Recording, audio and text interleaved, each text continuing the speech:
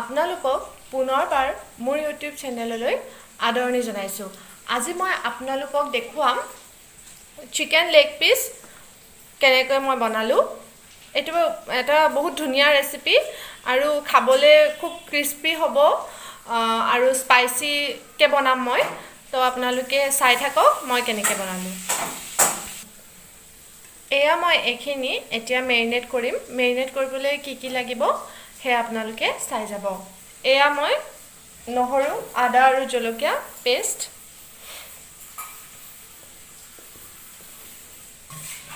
জিৰা গুড়ি 1 চামুচ, ধনিয়া গুড়ি 1 চামুচ, হালধি, সোৱাদ অনুসৰি দিব, লাল মিৰ্চ পাউডাৰ,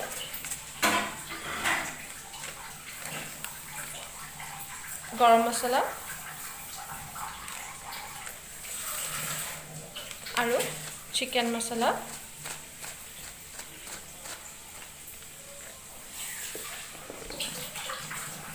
আৰু শেষত মই অকণমান নেমু চেপি দিম।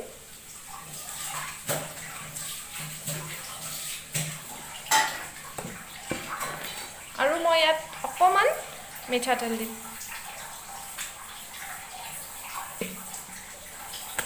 এতিয়া এইখিনি ভালদৰে সানি ল'ম।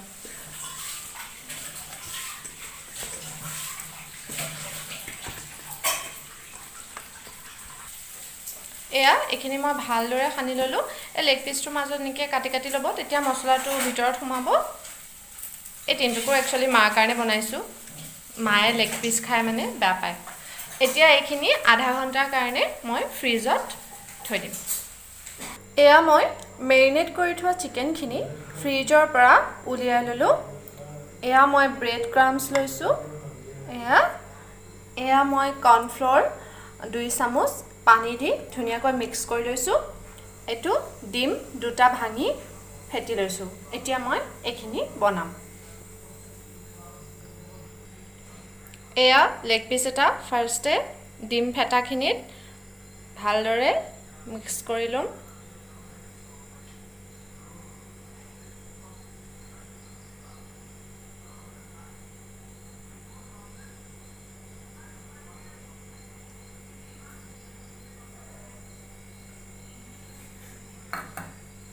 তাৰপিছত আকৌ কৰ্ণফ্ল'ৰখিনি ডুবাই দিম।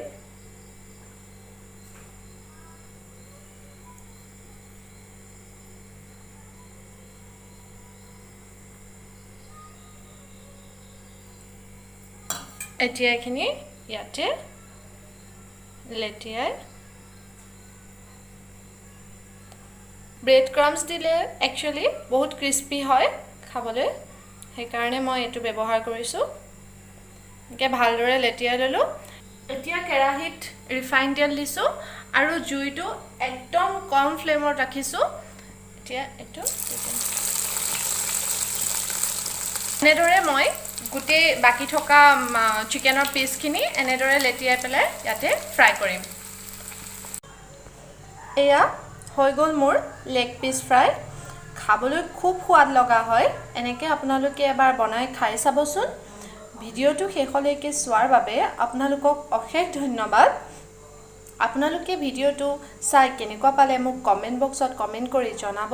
যদি ভাল পায় লাইক কৰিব আৰু নতুনকৈ অহাসকলে ছাবস্ক্ৰাইব কৰিবলৈ নাপাহৰিব। ধন্যবাদ।